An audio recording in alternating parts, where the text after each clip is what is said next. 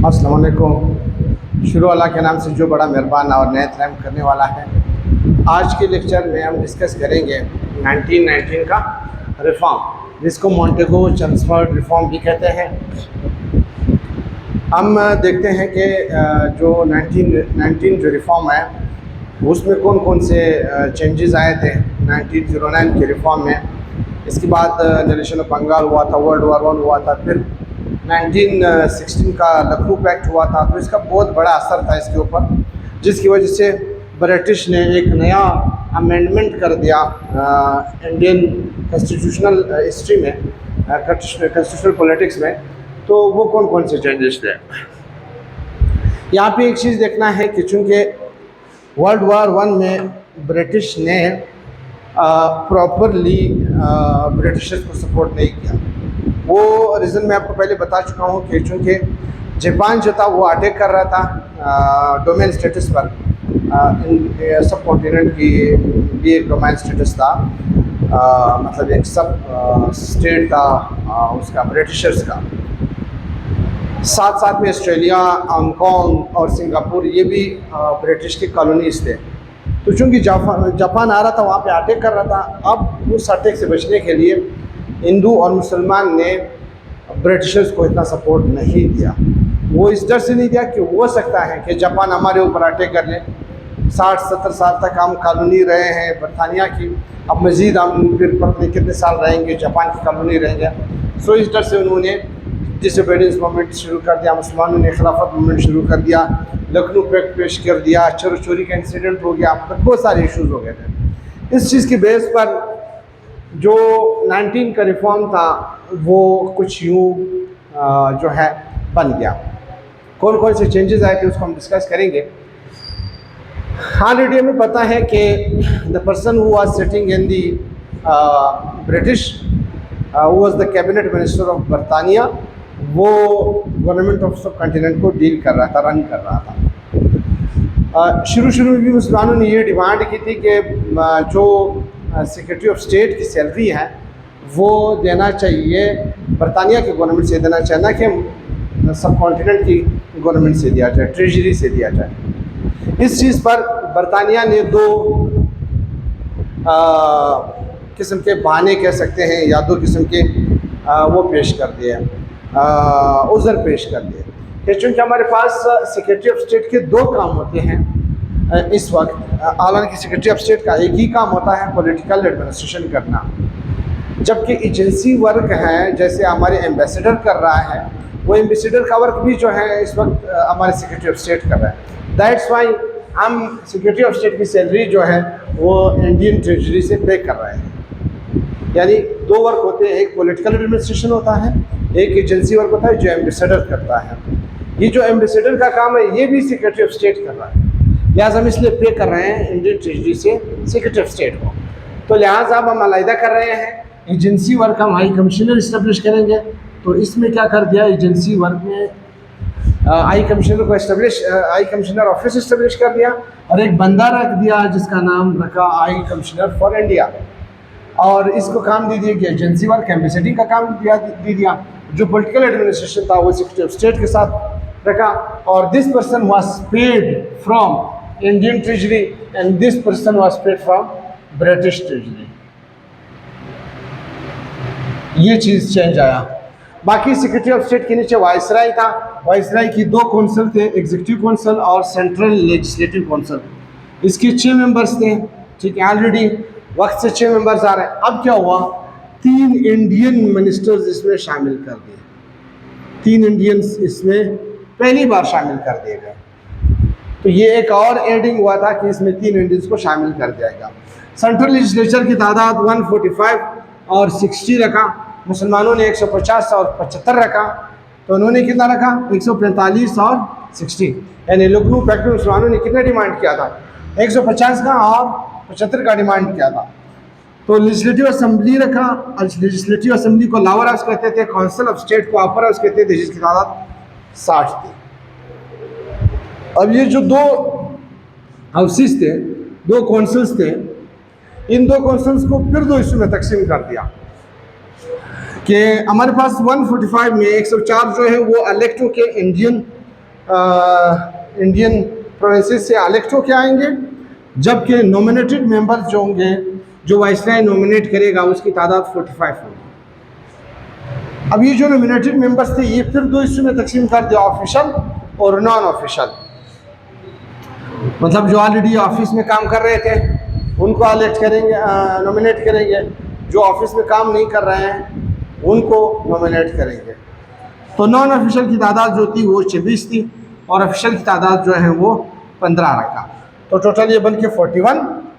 104 जो है ये जनरल इलेक्शन के लिए सीटें थे, जिसमें जनरल इलेक्शन के जनरल सिटी भी थे, जिसमें हर एक जो है वोटिंग कर सकता है, यानी कॉन्टेस्टिंग कर सकता है। मुसलमानों के लिए उन्होंने कितनी सीटें रखे? 30 सीटें रखें। और जैसे यूरोपियंस के लिए 6 सीटें रखें, माइनॉरिटी के लिए 4 सीटें रखें। जाते जाते टोटल तादाद 140 की हो जाती थी और 54 इसमें मेरे ख्याल में कोई जनरल सीटें थे। तो ये टोटल मिला के 104 सीटें बन जाते थे ओवरऑल जिस पर इलेक्शन होनी थी। इसके अलावा जो हमारे पास अपर हाउस का जो वो था तादाद थी वो 60 थी, 27 नॉमिनेटेड, 33 जो है वो इलेक्टेड। ये जो 33 इलेक्टेड थी इसमें फिर 11 सीटें मुसलमानों के लिए रखे गए, यानी इसमें जो है फिर मुसलमान जो है वो 13 सीटों पर कॉन्टेस्ट कर सकते हैं, इलेक्शन कॉन्टेस्ट कर सकते हैं। नॉमिनेटेड मेंबर की तादाद 27 थी, 17 ऑफिशियल और 10 नॉन ऑफिशियल। ठीक है, जो 17 नॉन ऑफिशियल थे वो ऑफिशियल थे, सॉरी, और जो 10 थे वो नॉन ऑफिशियल थे, यानी ये ऑफिस वाले थे, ये बगैर ऑफिस वाले थे जो नॉमिनेट होकर आते थे। अब अगर यहाँ पे इन कोई बिल आपने पास करनी है तो आपने दोनों ऑफिस से पास करवाना होगा। लेकिन यहाँ पे एक चीज़ हुआ करता था कि सपोज़ अगर दोनों ऑफिस से बिल नहीं आ सकता था, डेडलॉक बीच में आ जाता था, यानी उनके दरमियान किसी बात पर इख्तिलाफ होती थी या कोई और इशू होता था, तो इसके लिए उन्होंने क्या कर दिया कि जॉइंट कॉन्फ्रेंसेस, जॉइंट कमेटीज़ बनाए थे। Joint committees, joint conferences and joint meetings. Deadlock ऐसे सिचुएशन को कहते हैं जहाँ पे कोई भी पार्टी जो है वो अपनी जो डिमांड है उसको छोड़ते नहीं है, या अपनी डिमांड से आगे नहीं जाता है, या अपनी डिमांड से आगे नहीं जाता है। तब जो स्टैंड स्टिल सिचुएशन होता है, स्टैंड स्टिल सिचुएशन जो होता है उसको हम क्या कहते हैं? डेडलॉक कहते हैं। So in the situation of deadlock, there were joint meetings, joint conferences, joint committees की एक प्रोविज़न दिया था इस कॉन्स्टिट्यूशनल एक्ट में, प्रोविज़न दिया, ठीक है ना। ये था आपका जो सेंट्रल स्ट्रक्चर में जो तरतीब था वो कुछ इस तरह था। अब हम जाते हैं कि उन्होंने दूसरा एक इम्पॉर्टेंट चीज़ डायरेक्टली जो आगे आ रहा है, दूसरा चीज़ कि प्रोविंशियल लेजिस्लेचर उनका क्या था, यानी प्रोविंशियल सिस्टम लेवल पर लेजिस्लेशन का क्या सिचुएशन था। आपको पता है कि हमारे पास जो 1909 रिफॉर्म है उसमें हमारे पास प्रोविंशियल लेजिस्लेचर जो था वो 5 जगहों पर था, यानी जहाँ पे आप प्रोविंशियल लेजिस्लेशन करते थे तो वो 5 प्रोविंसेस में आप कर सकते थे। बंगाल था, मद्रास था, कलकत्ता था और यूपी था, सीपी था। अब 2 और ऐड कर दिए गए, ठीक है ना। तो टोटल तादाद अभी प्रोविंशियल लेजिस्लेचर की तादाद अब कितनी होगी? 7 होगी। बिल्कुल ऐसे ही स्ट्रक्चर था जिस तरह आपका सेंट्रल स्ट्रक्चर था, प्रोविंसेस में भी इसी तरह लेजिस्लेशन हुआ करता था। यहाँ पे एक चीज़ था कि हमारे पास गवर्नर, वाइसराय के बजाय गवर्नर था। Governor was directly responsible to the viceroy and viceroy was responsible to the secretary of state. अब यहाँ पे 2 इश्यूज आ रहे थे शुरू में, वो ट्रांसफर्ड सब्जेक्ट्स का, या हम किसको कहते हैं सेंट्रल सब्जेक्ट्स का और प्रोविंशियल सब्जेक्ट्स का इशू आ रहा था। कौन कौन से इशू आ रहे थे? मिसाल के तौर पर मद्रास की टैक्स रेवेन्यू अगर हम कलेक्ट करेंगे तो ये काम सेंटर का है या प्रोविंस का, इस चीज़ पे। फॉर एग्जांपल डिफेंस पे अगर सपोज हम कोई लेजिस्लेशन करते हैं, कोई कंसल्टेंसी करते हैं, तो प्रोविंसेस करेंगे या सेंटर करेगा। शुरू में ये चीज़ डिसाइड नहीं था, हमेशा इन दोनों के दरमियान हमेशा इख्तिलाफ हुआ करता था इस बात पर कि अभी करेंसी को चेंज करना है तो प्रोविंसेस इसको जो है इसको मतलब सजेस्ट करेंगे या सेंटर सजेस्ट करेगा। मतलब ऐसे इनके दरमियान कोई डिमार्केशन लाइन नहीं थी। This was the first time कि सब्जेक्ट्स को दो हिस्सों में तकसीम कर दिया, central subjects and provincial subjects. अब ये जो सब्जेक्ट्स हैं ये हैं क्या? मिसाल के तौर पर अगर पाकिस्तान पर, बलूचिस्तान पर कोई बंदा, कोई कंट्री अटैक करेगी तो ये अटैक जो है पूरा मुल्क की उसमें है, पूरे मुल्क की बेइज्जती है या पूरे मुल्क की जो है ये डिजिग्नेशन जो है वो ख़राब हो रही है, या ऐसा कोई सब्जेक्ट जो ओवरऑल इक्वली इम्पोर्टेंस रखता है तमाम प्रोविंसेस के लिए, वो कहलाता है सेंट्रल सब्जेक्ट्स। मिसाल के तौर पर फॉरेन रिलेशन पर बात करनी है तो एक सूबा नहीं कर सकते, बल्कि ये मुल्क का काम है तमाम सूबों के लिए इक्वल अपॉर्चुनिटीज़ लाएंगे। फॉरेन डायरेक्ट इन्वेस्टमेंट के लिए लोग लाएंगे तो ये सेंटर का काम है, प्रोविंसेस का काम नहीं है। डिफेंस पे बात करनी है तो ये प्रोविंसेस का काम नहीं है, सेंटर का काम है। फॉरेन रिलेशन इस्टेब्लिश करना है तो ये प्रोविंसेस का काम नहीं है, ये मुल्क का काम है, सेंटर का काम है। करेंसी को चेंज करना है, फॉरेन पॉलिसी बनाना है, ये सेंटर का काम है। These are called central subjects. For example tax collect करना है, ये प्रोविंसेस का काम है।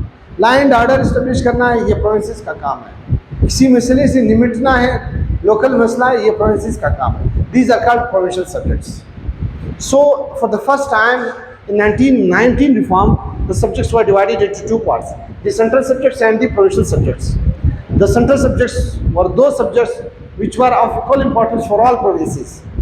Provincial subjects were those subjects which were only for those provinces where it was important. मिसाल के तौर पर अभी कोयटा में शादियों के कानूनों पर पाबंदी नहीं है, बलूचिस्तान में नहीं है। अगर पंजाब में जाए वहाँ पाबंदी है सपोज, तो मसला ये है कि ये जो है सब्जेक्ट है, ये प्रोविंसेस का काम है। कोई लगा सकते हैं, कोई लगाते हैं, कोई नहीं लगाते। या कोई बात करनी है, कोई मिसाल के तौर पर नेवीज़ की यूनिफॉर्म चेंज करनी है या पुलिस की यूनिफॉर्म चेंज करनी है, तो पुलिस की यूनिफॉर्म जो चेंज है ये प्रोविंशियल इशू है, या प्रोविंशियल पुलिस का जो स्ट्रक्चर है वो चेंज करना है, तो ये प्रोविंसेस का काम है, ये सेंटर का काम नहीं है।